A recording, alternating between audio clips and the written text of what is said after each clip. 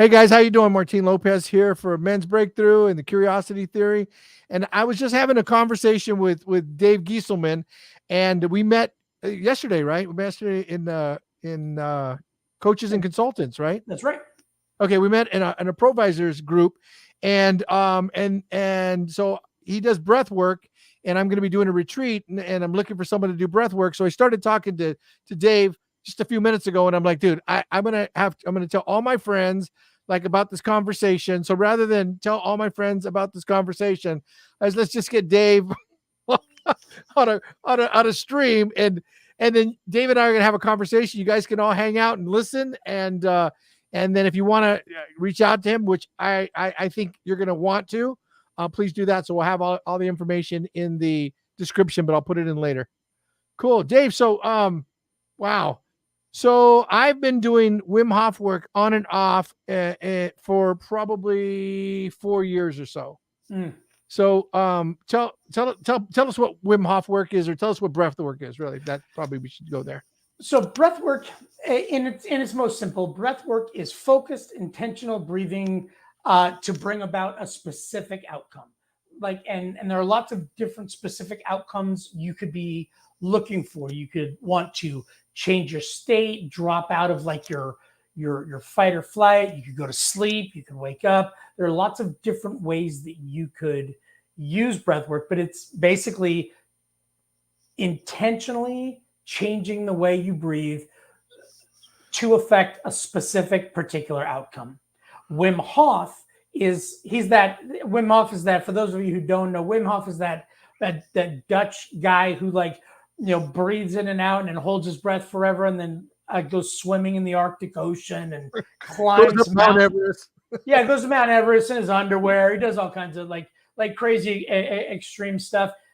That's not necessarily what you have to do with breath work, but he's kind of like the name in the zeitgeist right now. His is the name that's kind of floating around.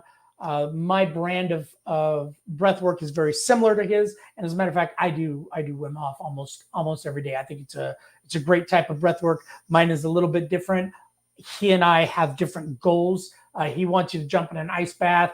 I just want you to be super focused. So, well, I want to be super focused too. So that's like you and I are definitely on the same page as that one. So, I just want to kind of share with you, like Dave, I just want to share with you like what I've been doing, and then just kind of we'll just vibe on that if that's cool. Sure, man. Love it. So I learned about Wim Hof probably 4 or 5 years ago. I think he didn't even have the app yet. And then I think it was just watching his YouTube videos, and I would just follow his breathwork on his YouTube videos. And then he had the app. I've gone back to the YouTube videos because it's just an easier application for me. Mm-hmm. But what I don't know if you know who Brian Johnson is from Heroic. Oh yeah. So I've been working with Brian Johnson and his stuff. I'm one of his, what do they call it? Heroic coaches. I got into his program, went through his second program quite a few years ago. And when I started doing the Wim Hof stuff, I had already been following Brian for probably about 5 or 6, 7 years at least. And for me, one of the things that Brian talks about is memento mori, like we're all going to die. Mm-hmm. And so for me, when I started to do the breath work and the out breath, like that's what it's for me. Like I do the 30 breaths, right? The quick breaths. And then I would release. So I'm gonna explain to you guys what it is. So you do 30 deep breaths. Is that right? Just correct me if I'm wrong. In, out, deep, in, out, intense, powerful breaths. Intense breaths. And then on the 30th breath, no air inside of you. Okay. You're like exhale and then hold without air. Hold without air. And then you'll do it for like a minute and then go for 90 seconds and then 2 minutes. So I was up to about 2 minutes when I was doing it a lot. And now I'm probably a minute, 30 seconds max right now. Right. But what I experienced when I was doing it is I was thinking about that whole memento mori thing where like, we're going to die. And it was like, what would it be like to die? That's what it was for me. Like, this is it. You're done. You're like done breathing. And it gave me like a real sense of peace, like not that I want to die, but that was kind of the experience I had. What experience did you have when you started to do it? I started a long time ago. I've been doing breath work for better than 20 years now. So before Wim Hof was a Wim Hof. Before Wim Hof was a thing. I got into it through pranayama and a few other holotropic breathing and a few other types of breath work, because I grew up in professional kitchens, and I grew up in real high performance environments. I'm a retired chef.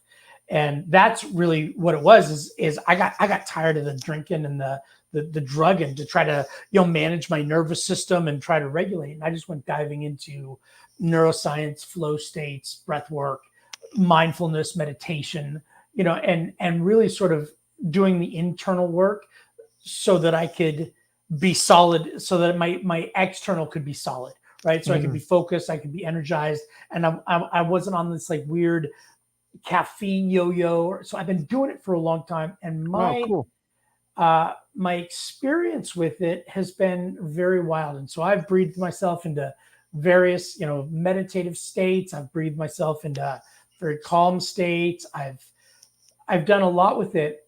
When it was time for me to look at a different method, I went to a retreat, and the guy who instructed me, a guy named Kai, who grew up in China, and he grew up in a retreat center in China. And when Wim Hof went to China to go learn Qigong, because Wim just went and learned everybody's breath work and then developed his own thing.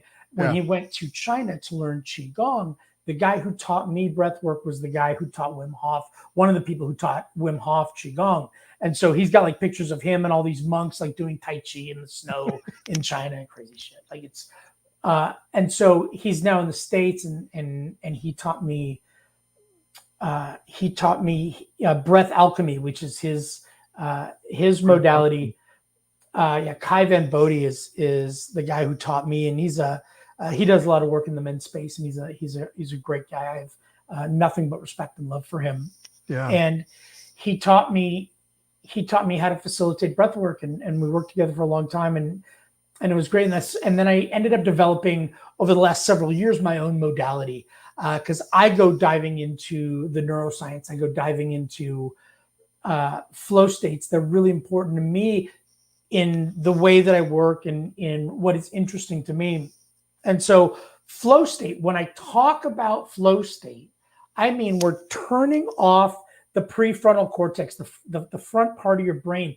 This is the prefrontal cortex. This is the newest, most human part of your brain. It's the part of your brain responsible for your understanding of time, your sense of self, your ego, long-range planning, risk assessment, the voice of the critic. That voice that follows you around and tells you that you suck, right? Suck, yeah.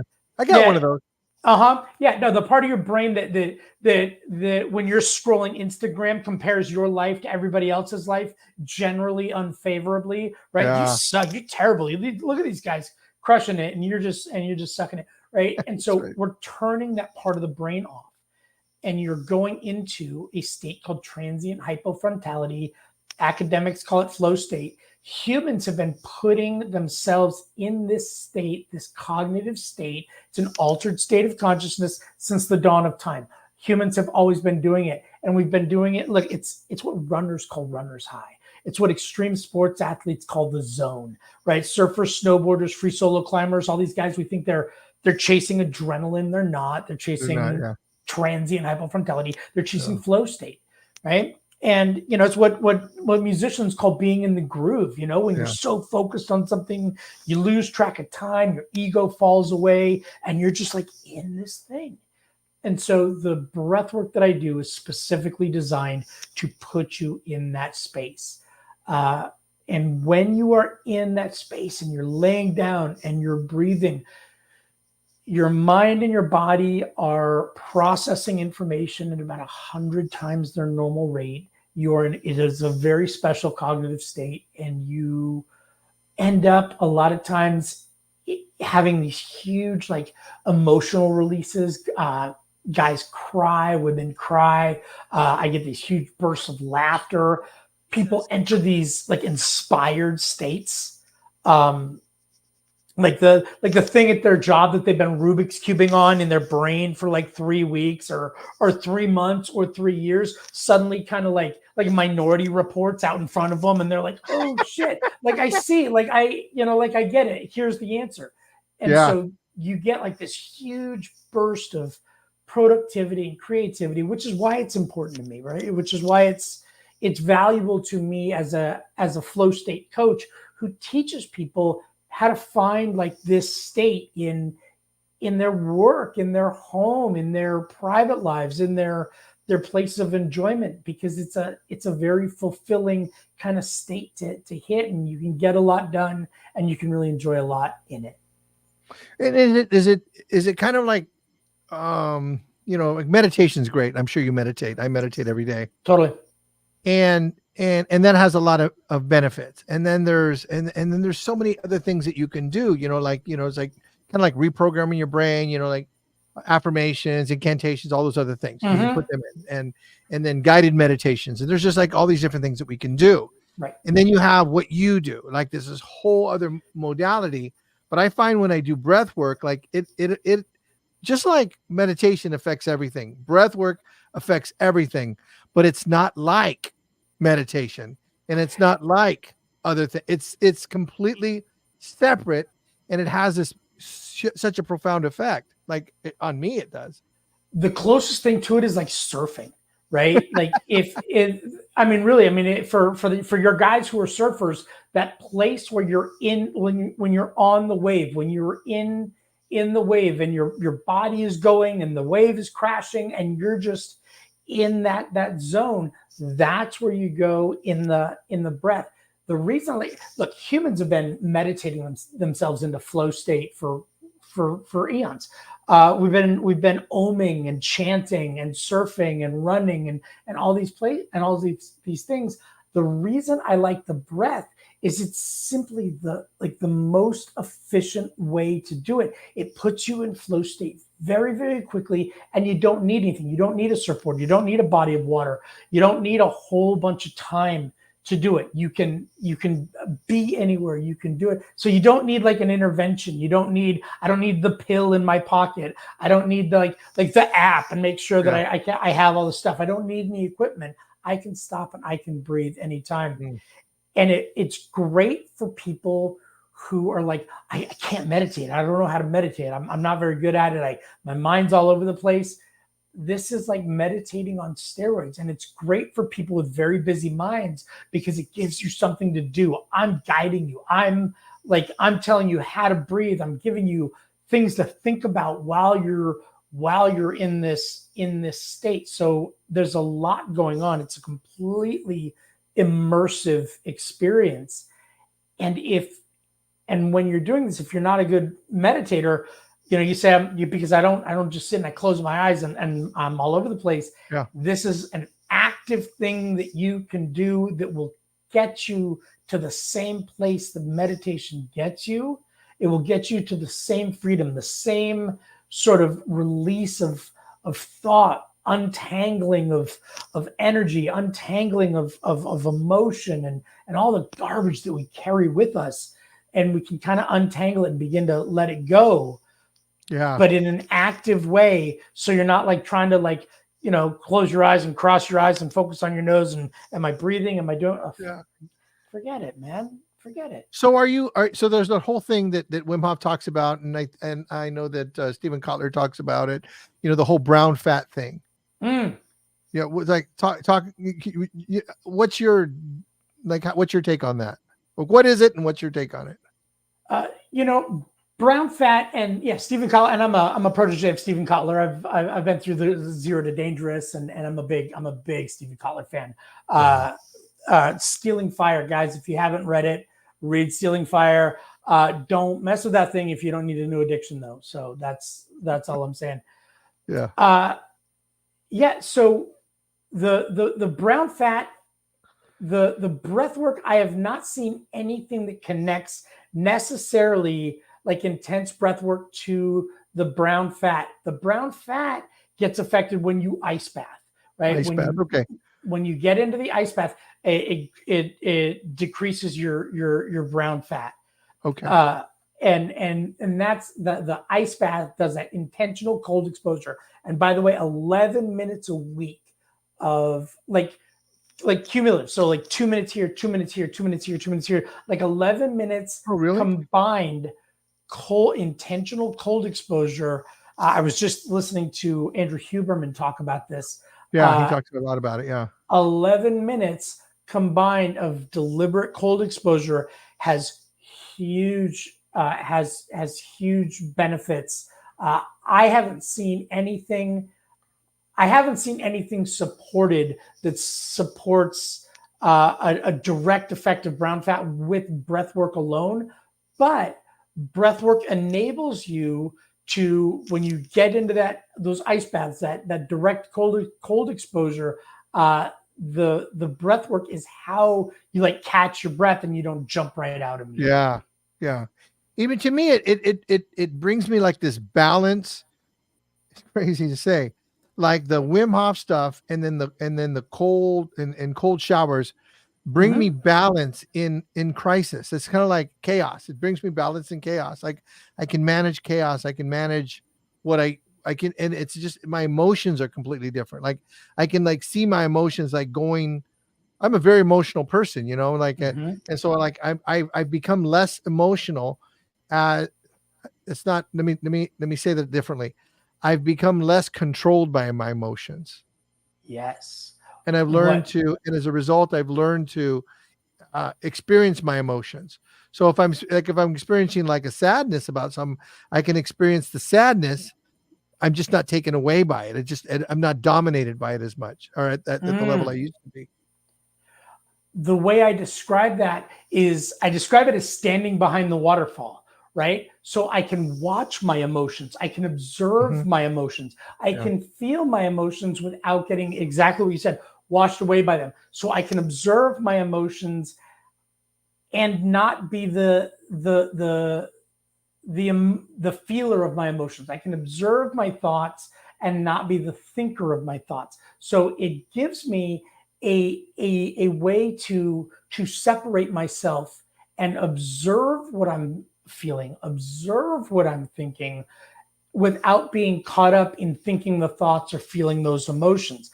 We Yeah. all get to feel them. We don't get to escape feeling them. We don't, there's no escape. You don't get to heal it if you don't feel it. You don't get to move through it if you don't go through the thoughts. But it is a way to observe like what's really going on with me. Yeah, like what's happening in my workshop in the curiosity theory, and my other workshop I do called breakthrough. What we do is we distinguish that emotions have two functions. They're energy and a guide. So energy, so emotions are energy. So it's energy. The Mm-hmm. emotions are energy moving. So Mm-hmm. it's energy. It's either going to help you move toward where you want to move toward or away from danger, which is a guide. So that's Yes. that's an emotion. Now all the other stuff we throw in is all separate. Like me getting lost in emotion is like, Mm-hmm. okay, well then I'm not looking at my emotions for what it's telling me. So if I'm in a situation and I'm really sad, I'm like, well, the emotions telling me that I'm losing energy. I'm losing the kind of energy that I want, but I still have energy. It's just sad energy. Mm. So I take like the whole David Goggins thing. Let me put that in the cookie jar, right? And I'll use that one later. And because even sad energy is still energy, so I want to store it and then use it later because I'm working on this project right now. This is what I want to experience. And if it's overexcitement, like if I'm just, let's say anxiety, right, which is a lot Mm. of, so it's like, let me take that anxiety, put it in the cookie jar, and then get refocused. But the anxiety and the sadness is telling me that I have a need that's not being met, or a need that's being met.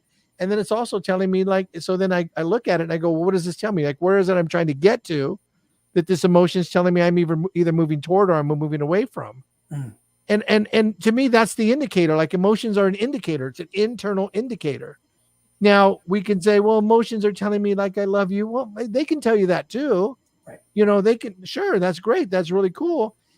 But you're in the middle of it, you're in the middle of your work day and you're feeling like sluggish or you're feeling upset.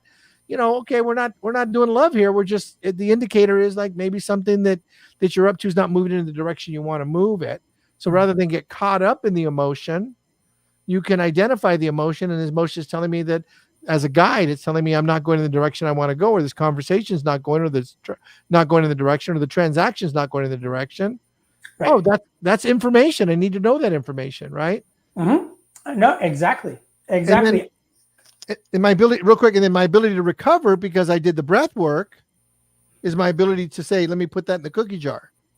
Right. Right. So another way to look at this is when I'm getting ramped up, right? I'm in my stress response, Yeah. right? And I look at it as all as a function of neuroscience. I look at it as the nervous system, right? Mm-hmm. And so I'm wrapped up about something, and my nervous system is whacked out. I'm in my stress response. If I can take that breath, right, that physiological sigh, deep breath in, bong rip on top, hold, and then a long, slow release. Do that a couple of times. My nervous system has to shift. Yeah. It has to. Like, it's just the way the machine works. The Yeah. heart sends 60 times more information to the brain than the brain sends to the heart. If you want to control the brain state, you control the heart rate. If you want to control your heart rate, you control your respiration. It's just the way the machine works. Key goes in, pedal goes down, car goes forward, right? That's how the machine works. I love it. Thank you for making it so simple. Yeah. Oh, it's great. And once you understand it, and that's, I said I started doing this a long time ago, and what I wanted was to understand at a really high level how the machine works, so that I can operate the machine in a very, very high performance way. And so that's what I do. And I love it. I teach men how to operate the machine in a really high performance way. Absolutely. Well, I do, like, I do personal development for the workplace is what I say I do, and that's like, and it really is how does the machine work? Yep. Like, how the machine, like, I have my machine, there's all these bunch of machines running around, and they all work a particular way. They actually all work the same way. And if we can understand that, and we can start to have some degree of emotional intelligence, some degree of resilience, some degree and some skills, then the function of the whole team or the whole organization is going to work better. And then all the practices, like, that's what I love about breath work. I'm gonna you totally inspired me, Dave, to start doing it again. Now, do you have I'm jumping all over the place because I'm so excited. Do you have a YouTube page where you have some exercises and stuff? That is in process, because I got a guy building a bunch of music for me right now. What I do have, and I will invite your audience, right? And what I'm going to do is, and give me like 5 minutes after this thing wraps up, and I'll do it. So I teach breath work every Saturday, and it's a hybrid session. So it's in Los Angeles. It's in Highland Park in Los Angeles, in Northeast LA. If you would like to come and join us, you are welcome to come join us. It's I'll give you all the information.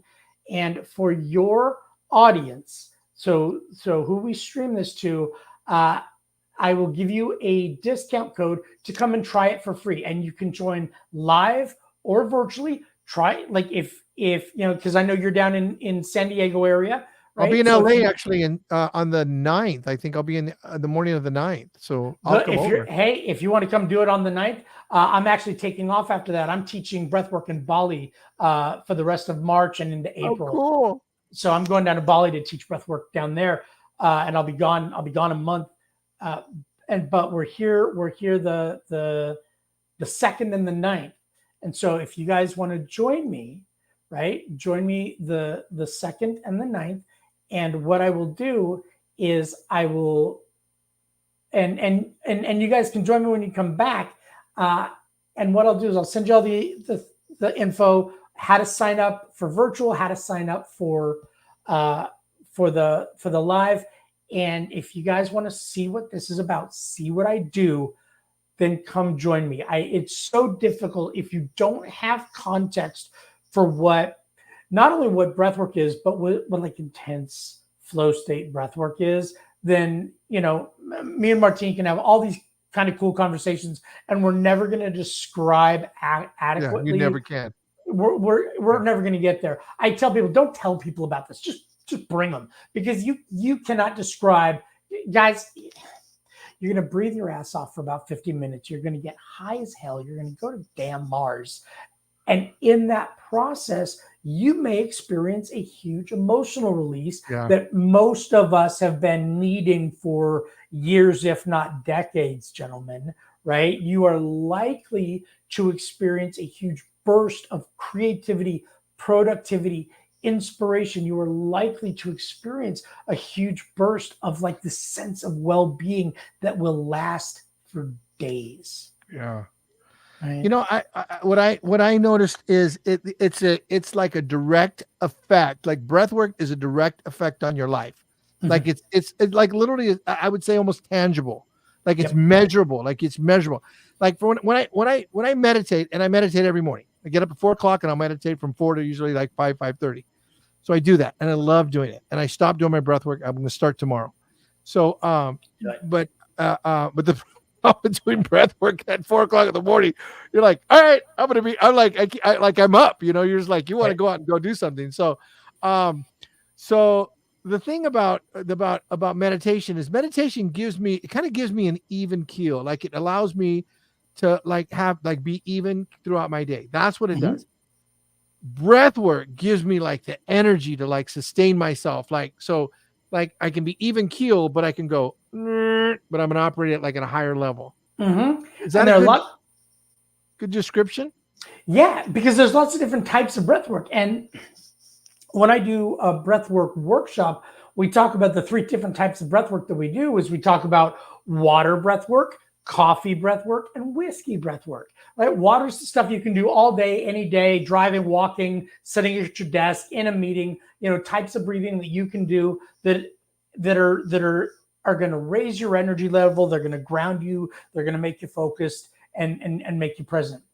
Then there's coffee styles of breath work, and these raise your energy. Wim Hof is coffee style breath work. There's a few different ones that like warrior's breath and bellows breath that you can really drive the energy up. And then there's we're about to you're about to walk into that meeting, or you're about to walk into that presentation. You want to, get the energy up, and instead of just slapping yourself to pieces like the UFC guys do or whatever, you walk in, your face is all red because you were out back slapping your thighs and whacking your face or whatever. Or you can just do some breath work real quick and get your energy level up. And then there's whiskey breathing, and whiskey breathing is like 4-7-8 breathing at night. If you guys can't sleep, 4-7-8 breathing, lay down, make sure you're comfortable, make sure you're ready for bed. And it's inhale for 4, hold for 7, exhale for a count of 8, repeat until you're asleep. You will be out in like 5 or 6 rounds. Like how come what happens? What's the thing that actually happens to you that you have that result? It changes your nervous system. It changes, like I said, if you want to change your brain state, you control your heart rate, and it slows your heart rate down. So here's the deal. This is a rule of thumb. It works like this most times. It doesn't work like this every time. But if your inhale is longer than your exhale, you're going up. If your exhale is longer than your inhale, you're going down. So if say that again, okay. So I'm writing this down because I want note. I'm a note taker. So right. So inhale is longer than your exhale, you're going up, right? Which means, right? So you got a presentation, you got a meeting, you got to get fired up for something, right? But it's after lunch, and you're kind of slow and groggy, and you got the after lunch nap going on, right? Inhale longer than your exhale.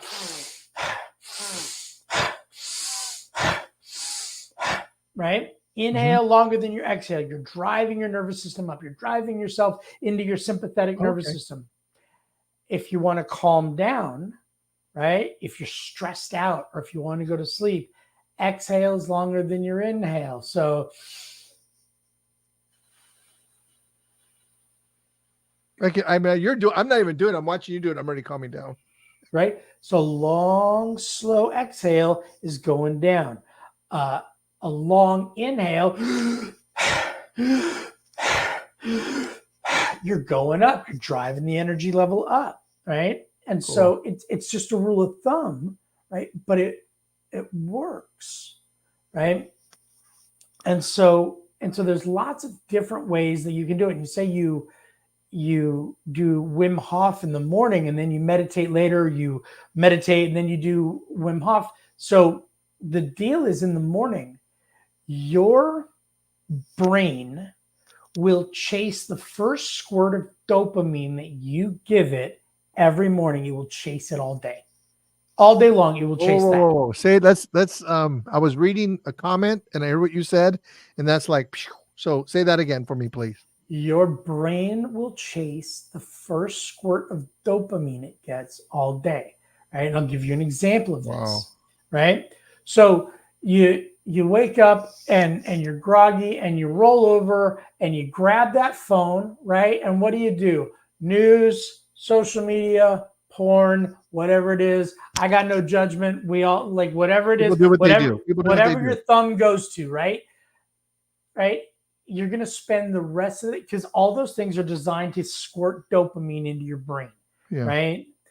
And so whatever you give to your brain first thing in the morning, it's going to do it. You've done this. You got up. You wake up in the morning. You got to go to the restroom. You walk through the kitchen. Somebody left a bite of brownie from last night on the counter. Brownie goes in, right? It's the day goes by. It's now noon. You've eaten nothing but sugar all day long. You're crashing. You feel like garbage, and you're like, oh, God, I just got to put some protein in it, right? And But all you do is sugar. because the first squirt of dopamine you gave your brain, you throw a little half bite of brownie in your mouth first thing in the morning, you get that chocolate, you get that sugar, brain gets the dopamine from the chocolate, and your brain's like, all right, I guess we're doing sugar today, right? I guess that's the game. Right? If you Totally. if you give it porn first thing in the morning, if you give it news first thing in the morning, if you give it social media first thing in the morning, your brain's like, okay, I guess this is the game. I guess this is what we're doing today. Wow. Right? Or if you get up and you give it like 3 rounds, not long, 7 minutes, 8 minutes, right?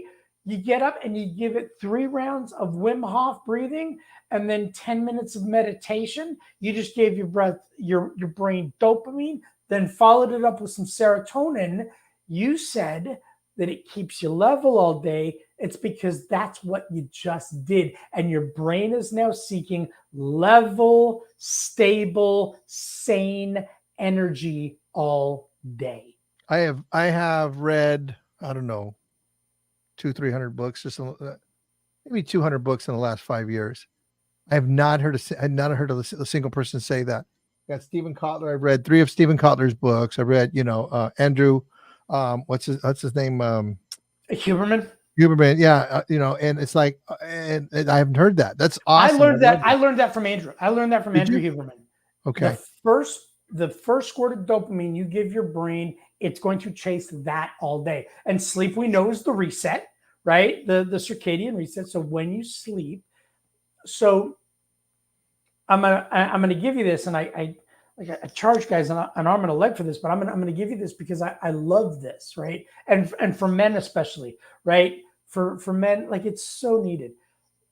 The highest impact, lowest cost, highest leverage, lowest investment things that you can do that will change your life. If you do nothing else, if you add breath work, meditation, and journaling to your day, and I mean like 8 minutes of breath work, 10 minutes of meditation, 10, 20 minutes of journaling a day. If you do this for 60 days, your life will be different in 60 days. If you do it for 6 months, your life will be unrecognizable to you in 6 months. If you add breath work, meditation, and journaling to your life. And now everybody who's listening, catching the replay, all the things, I double dog dare you to try this, add meditation, breath work, and journaling to your day every day for the next 6 months, and then come find me and call me a liar. Okay, cool. So I'm going to ask you a question about what you said earlier. So done. That's done. That's like done. So I'm going to do that. Because I needed a step up. It's really funny. I was thinking this morning, I need a step up. Like I'm playing the game, but I need a step up. It's like I'm stable and I like being stable, but that's not the way I play. So I'm always looking for like a next level. So this is and I was looking so forward to this phone call. So thank you but for letting me record the phone call, because now I'm going to go back and listen to this. So what are things that you find that are good to think about in the morning? Like I'm going to place this in my brain. So if I'm doing breath work, of course, now we're saying that now I'm going to chase, my brain is now going to chase that experience, that dopamine, right? That dopamine. Okay. Yep. So are there thoughts that you are finding that you want to follow, or are you just kind of like leaving that alone and it's all going to work itself out? I leave that alone. So I'll break it down why it works the way it works and what it does, right? So and real quick. So the first thing you do is the breath work before you do the meditation? Then meditation, then journaling. Okay, got it. Okay, cool. Thanks. Okay. I'm done. And so the breath work gives you the dopamine, it wakes you up, it gets you going, right? Meditation is like defragging the machine, right? It's like turning the phone off and then turning it back on. Like that's what it does. It just the research says that for every 50 minutes of work, you need 10 minutes of meditation to untangle, to unwind, to defrag the system, right? Say that again. For every 50 minutes of work that you do, you need 10 minutes of meditation, right? Wow. That's what the science says is optimal. It's not realistic for all of us. Just a good place to look. It's just like if you want to think. So I meditate 10 to 20 minutes a day, right? If I can get two 10 minutes or a 20-minute in every day, it's ideal, right? And so meditation just allows you to just like whatever it is, just the whatever the free floating stuff is, to just kind of come up, right? You're not focusing on anything. Meditation is the art of coming back, and it's just come back to the breath. And your mind's going to wander, and then you come back to the breath. Yeah. And your mind's going to wander, you just come back to the breath. It's the art of coming back, right? And focus either on your breath, focus on whatever. It's just about controlling like the monkey mind. Yeah. Now, journaling is where it gets interesting, right? So the example I always give on this is when you are in a dream makes sense. The plot, the characters, the people in it, the entire backstory of the dream. Like when you're in a dream, there's a whole, like you have like memory inside the dream of shit that happened in the dream earlier that you know you weren't a part of. And when you're in the dream, all of the players, all of the pieces, all of the locations, everything you do makes sense. Like it's easy to follow the plot when you are in a dream. It falls apart when you start trying to tell somebody about the dream, right? Like that's when it falls apart. You're like, so let me tell you about this dream. So it was you and me and that armadillo was still there, but we were now in that's all I remember. Right. But we were like now we were like in San Francisco, but we were on a submarine and like, but in the dream, it all made sense. Like you didn't question the fact that you were an astronaut in the dream. Yeah. In the dream, you're not like, what is going on here? Like, why are we here? No, it all makes sense. Yeah. The reason for this is the subconscious, which is where you're dreaming, right? Draws no distinction between the past, present, and future, draws no distinction between the true and the false, between the rational and irrational, the logical and illogical. It only processes in the present and in the positive, right? Meaning don't think of a blue elephant. Well, sorry. Like the subconscious can't not do something. It can only do something, right? And so and it doesn't need, and like anything you put into your subconscious just makes true. Like that's just true. It's just, now we're in San Francisco and there's an armadillo over there and we're on a submarine. Of course we are, right? It just, and when you write, what you are doing, you are forcing your brain to language the stuff that's going on. So this is how your brain operates. The mind, the brain thinks in pictures and emotions, right? It's just the way our minds operate, right?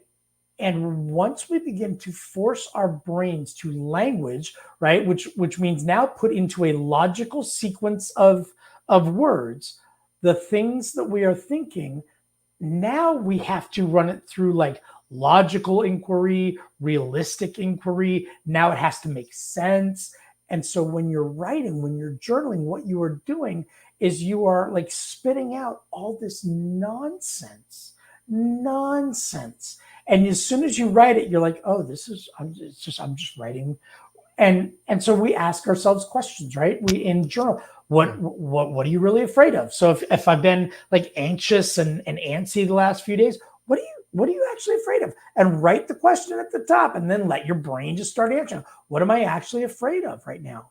Right? Well, I'm afraid that my wife's going to leave me because she was talking to her friend and I overheard her talk about like whatever. And then you write all this out, and then you realize you just made up. You heard this much of a conversation, applied a insane story to it, right? And a monkey brain over there, right? And you're just wrapped around the axle, right? Like on this. And so when we write, it's, I mean, literally, guys, think of it as like vomiting into a bag. Do not save it. Do not reread it. Do not go back and review it. It's useless. It's garbage. What you're doing is you're taking out the trash. When you are great journaling, way to look at that. Journaling is taking out the trash. You're taking out the trash, right? Because you're going to write some stuff, and when it's in your head, it makes sense. When it's in your head, you don't question it at all. As soon as you write down some crazy-ish, you're like, oh, okay, that's a little insane, right? Yeah. That's a little, I love having conversations with a guy, and I know you do. Like, and a guy is just like wrapped, right? He's so angry. He's like spitting into the phone. He's like yelling. He's like, this dude thinks that I'm, this guy's mad at me because he thinks that I'm, this, that, the other thing. And I'm like, okay, I want you to write down exactly what you just shouted into the phone. And he writes down, I am mad because I think this guy thinks that my wife thought, like, that's right? Interesting. So you are angry about something that you are speculating someone else is thinking. Not that they did, not a dude did to you, not anything. No, you are speculating about what somebody thinks about you, which they have not told you. They haven't even, And the thing that you are guessing they are thinking about you is unflattering. And so you are now holding them accountable for the thing that you are guessing that they are thinking in what is easily the most insane act of your life. And men do it all the time. How many full on, like ready for a fist fight arguments have you had with your boss in your shower? How many? Yeah. How many, guys? Endless. They're endless. Yeah. And I can tell you, I've had them with my boss. I've had them with my best friends. I've had them with my wife. I've had them with some idiot in a bar. Like in my shower, right? How many times have you been in that argument in your shower and lost? Holy shit. Like, that's even worse. Right? Well, and you're like, and then now your nerves are all shot. You're like, you have some anxiety or some emotion that you're experiencing all of a sudden for what reason? Because it never actually comes out. It never comes out. It just stays in your head. Well, I was just thinking, I just wrote this. I was thinking, therapy versus breath work. So, I think, therapy to me is, and there are great therapists, don't get me wrong, but, and I say, because they're great therapists, but okay. And then you have all this, because you've programmed yourself without knowing that you programmed yourself, that all that programming lives somewhere in your body. It lives in muscle memory. It's like that thought that you have that you're a piece of junk, or, that nobody loves you, or all these, and it's usually negative stuff because we don't have to work on the positive stuff. Right. For sure. So it's the negative stuff. Yeah. And that lives somewhere in your body. that's loose. And what I have noticed is I can, in therapy, it's cool. I'll talk about it. Like, and oftentimes because of the laws that therapists have and the constraints that they have, they're not able to really work you through a lot of stuff. That's just how their practice goes. I got a buddy of mine that's a psychotherapist. He gave up his license, his psychotherapy license, because he couldn't really practice the way he wanted to.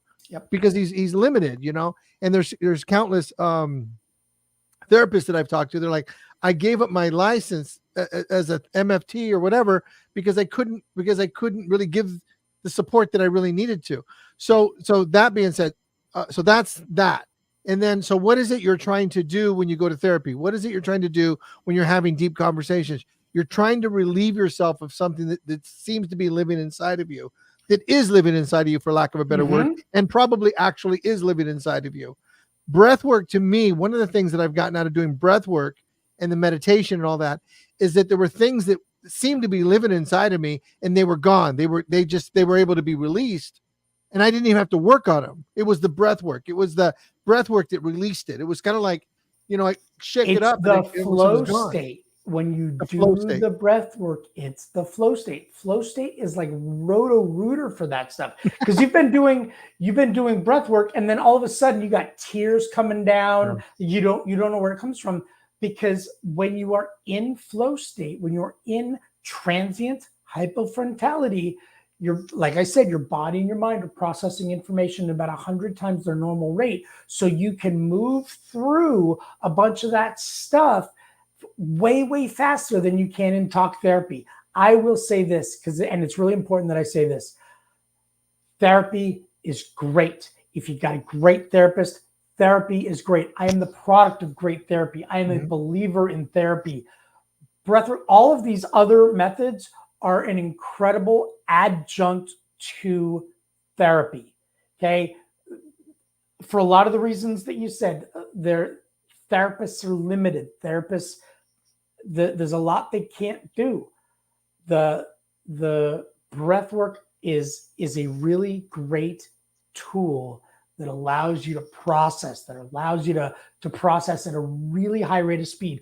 All of the big treatments that they have right now, the ketamine treatment, MDMA, psilocybin microdosing, all of these treatments that are really effective for severe PTSD, treatment-resistant depression, all of these things, all of these treatments they have right now, this is just chemical introduction to flow state. That's what it is. They're using ketamine to put people in flow state and then doing therapy with them. They're using MDMA. They're using psilocybin microdosing to chemically put people into flow state, and then they are doing therapy. It would work just as well if you could figure out how to get two dudes on the same surfboard and a 20-mile wave, if they could like ride that wave for 45 minutes and do therapy while they're both in flow state, because surfing is the number one fastest way into flow state that humans have, period. Oh, really? No close second.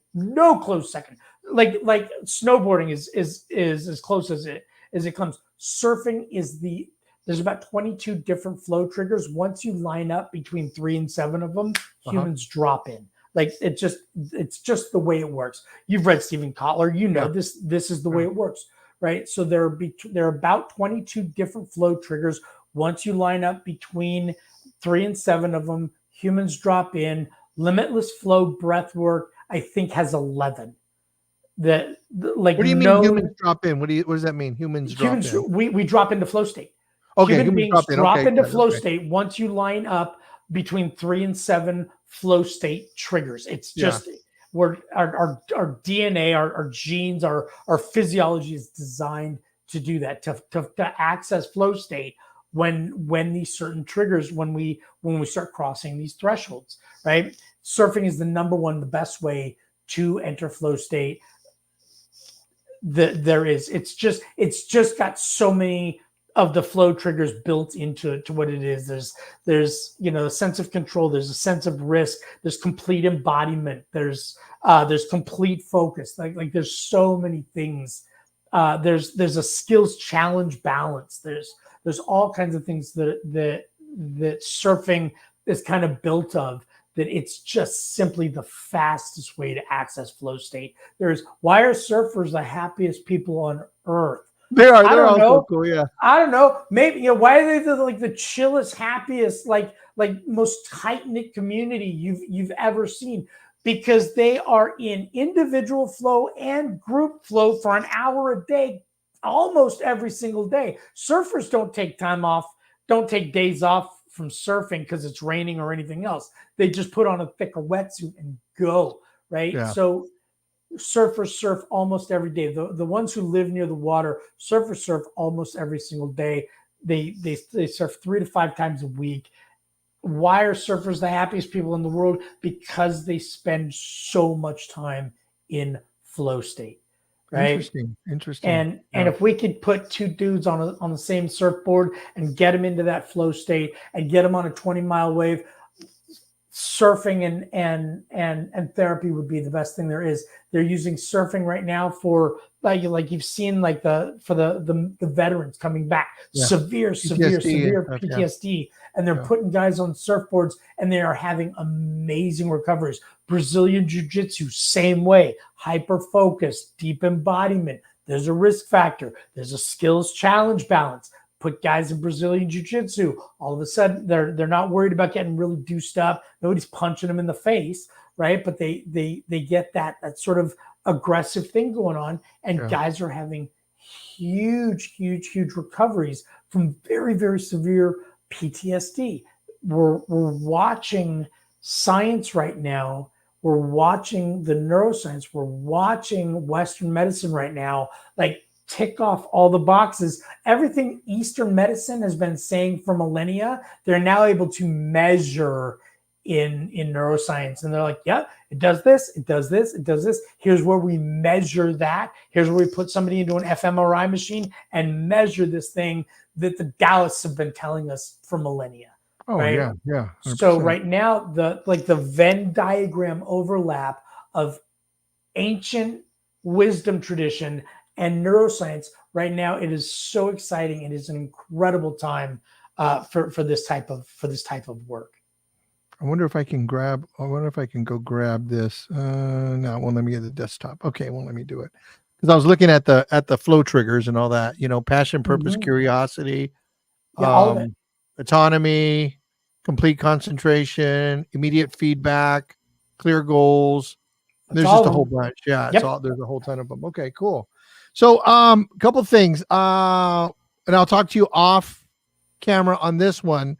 But I'm doing, and the reason I wanted to talk to you is because I'm doing a retreat. I'm going to be doing a retreat, I think, in April, and you're going to be gone in April. Yeah. I'll be back. I'll be back in early April. So when's your retreat? Okay. I think it's going to be the middle. I think the middle, because it's already March tomorrow. When are you leaving? The 11th.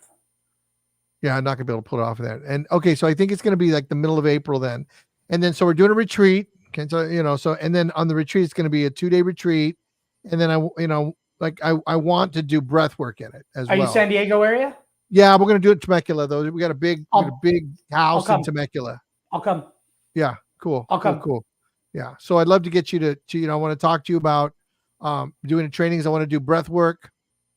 I want to do breath work first night. Like one of the first things I want to do is breath work.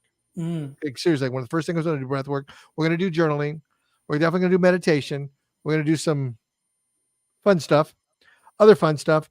And then, just, it's going to be an awesome weekend. And then I want to do some breath work in the morning, and then probably do breath work as we do the integration. The end part of it, the integration, is people are going to integrate back into the world. So I don't know if we'll do 3 sessions, but I think if we get people working on that, it's going to help. It'll help out to help the whole journey, if you will. Absolutely. Yeah. Cool. Absolutely. So yeah, let's talk about that off camera. So Dave, contact information here. So you have you do work. Is it West Hollywood? East Hollywood? Where? No, I'm in Northeast Los Angeles. So Highland Park. Highland Park. Okay, so I'm going to be in next week. Friday. I'm going to be in what's it called? Not Westwood, but I I forget what it's kind of like north. I forget the name of the area. Shoot. And then and then my buddy's playing at the Viper Room on Saturday night. Oh, Viper So be at the Room's so Viper Room. dope. You're gonna come. You gotta come to the Viper Room. Oh, That'd be a blast. I watched Guns N' Roses play there back in the day. I saw Guns N' Roses with LA Guns. They used to play over. Guns N' Roses used to open for LA Guns, if you remember, back over at Whiskey A Go Go. Whiskey A Go Go in the Rainbow Room. Yep. Yeah, and I used to record across. There was a studio that I recorded when I was in the music business, right across like Caddy Corner, and Slash used to keep his Rolls Royce in the in the studio in the back. He park it in the back. Nice. It's kind of a great. Hollywood's a crazy life. Oh, for Music sure. business is nuts. So what did you like? You had restaurants, or you were like a chef? I was a chef. I was at Spago. I was at the Peninsula, Maple Drive. Spago's in Beverly Hills. Okay, those Spagos in Santa Monica too, right? No, there's no Spago. Didn't he have one? Didn't he have what? Who was? He has Chinois on Main. Okay, in Santa Monica, and then in Santa Monica, and then there was Grenada in Malibu. Okay, I remember there was one in Santa Monica that I went to. Yeah, on Main, Chinois. Okay, it was the sister of Spago's. Okay, yeah, cool. Yeah, I remember that. Oh man, what a fun life, man! And so you're no longer a chef. You left all that. No. I got completely out of culinary, man. Come on, dude. You know how it is. It's like, it's like quitting smoking. There's the day you stop buying and the day you stop bumming. And I tried to do like mercenary work when I first retired. Every chef that I knew, mercenary work, right. Every chef that I knew, coach, right. Every chef that I know knew that my schedule just opened up. I get the call, "Hey Dave, can you show up, dude? My broiler guy's in jail. I need you to cover for him for 3 days." Yeah, no problem. I'm paying cash, easy, no problem. 3 days later, they go, "Hey man, I really need a sous chef." No, I left. It's like the mafia. Don't you get out and bring you right back in? Yeah, they drag you back in, man. It's so funny. So I don't even work with culinary people anymore. Like I don't do coaching. I don't focus my work on culinary people. I cut my teeth on culinary and that's my life. But culinary people want to pull you back in, man. They want to, but can you just kind of keep an eye on the line on Saturday? No, I can't at all. I can't. So you do one-on-one work now? I do three things. So I speak, I do speaking. So I talk about neuroscience, flow state, stress management, nervous system management, time management, task management, communication, boundary setting, relationship stuff. Wow. Like I speak, and depending on what you want, I coach, and I coach individuals, groups, or organizations. Okay. So if you want to improve your communication, your stress resilience, all of that stuff inside your organization, inside your family, or just inside you, we can work together. And I facilitate breath work. So I do a public session, a public hybrid session every Saturday, 10 a.m. Pacific time. This is the one you guys are invited to. You're welcome to join live or join virtually. And what does that cost? What's the cost of that? Is it a per session thing? It's a per session thing. It's $20, man. It's cheap, but it's no. I just want people breathing, man. I just want like during the pandemic, I was giving it away twice a week for free on Zoom. Because like what can one guy give? One guy can give away breath work, easy, no problem. Yeah. And gentlemen, I'll tell you, was it early last year? My wife was like, "Baby, I love you, and if you don't start charging again for this, I'm going to strangle you in your sleep." So, and I'm like, all right, yeah. Are you going to do like a course or something? Are you going to do like an online course or anything like that? Are you going to? I'm putting a bunch of stuff together right now. I'm going to Bali because I'm working on curated retreats, wellness retreats to Bali, men's work, family stuff, and so you go to Bali and you do like meditation and sound healing and all that stuff and breath work. I do train breathwork facilitators. And so I might want to learn. If you want to get certified in how to do the Limitless FLOW modality, I am happy to teach. We have now, I think, 30 Limitless FLOW certified facilitators worldwide. I Wow. mean, all over the place: Australia, Mexico, all over the United States. We have Limitless Flow certified facilitators. And yeah, this year there will be, you're going to start seeing a ton of stuff getting put up into the various platforms. I didn't want to use all the like royalty free music and stuff, and I like it's all the same crap that everybody uses.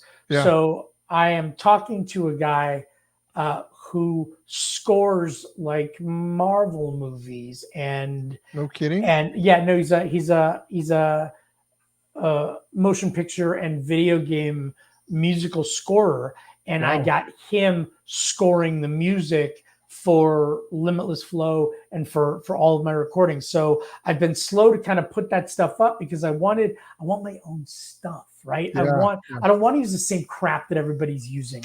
Yeah. Devi Yeah. Prayer and all this stuff, and it's the same music you'll hear every yoga guy, breathwork guy, all these people, using kind of the same stuff. It all kind of sounds the same, and it's great and it works. And I don't. My stuff is different, and I even want to people drive my car. yeah, yeah. And people who've been doing breathwork for a long time will come to my sessions and go, "Look, I am familiar with breathwork, and I've never done that. Like it is Wow. I have never gone somewhere like that." So Wow.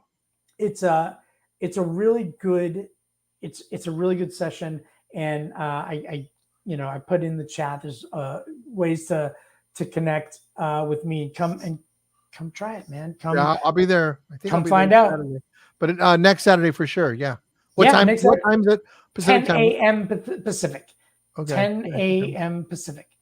And yeah, I mean, show on up. If you don't have a yoga mat, I have a couple extras. So lay on down. Do yourself a favor when you come to LA. Stuff an eye mask in your in your bag and show up and put an eye mask and because it's a deep immersive experience, and a lot of people just close their eyes. When I do breath work, I wear an eye mask just because I don't have to think about not like holding my eyes closed. Yeah. So it works for me.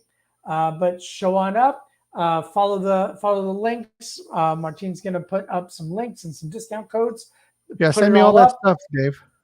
And yeah, come join me for breath work if I'm going to be gone. I'm going to be gone March and a little bit of April, but look, the invitation's open. There's you don't need to rush and do it. You don't need to catch me. Like just I got a discount code for you guys, so just come join me and do what works for you. Awesome. Cool. I got all this stuff right here in the chat. So I'm going to grab that. I'm going to put that in here. Let me see if I can put it in the comments. Let me see if I can post it. Well, give me 5 minutes so I can get that coupon code live. Okay. So so don't use the coupon code, but most people watch my stuff way after. So okay, yeah, cool. So, yeah, I get the majority of the people that'll watch. Yeah, I'll get those coupon codes live in like 5 minutes. So if you don't see if the coupon code isn't working, well, Christ, give me a minute. Cut me some slack there. Cut me some slack. Let me get right on, brother. Dude, I just met you yesterday, Wednesday. I just met you Wednesday. Yeah, yesterday morning. Yep. For a second. I just knew I needed to talk to you. I want to get you to, and I just something about you that I know that. So I was right. Sometimes you get gut feelings, and those gut feelings right. So I look forward to like getting to know you better and building a great relationship and supporting you in what you're doing. And yeah, dude, thank you for being willing to jump on a podcast, because we were just gonna have a regular conversation on Zoom, and I'm like, nah, dude, we're going too far, and I'm gonna have to explain this to all my friends. So all right, let's go. Let's do the thing, man. Let's do it. All right, my brother. Thank you very much. I will reach out to you because I want to see if you'd be open to doing a session for my men's group online.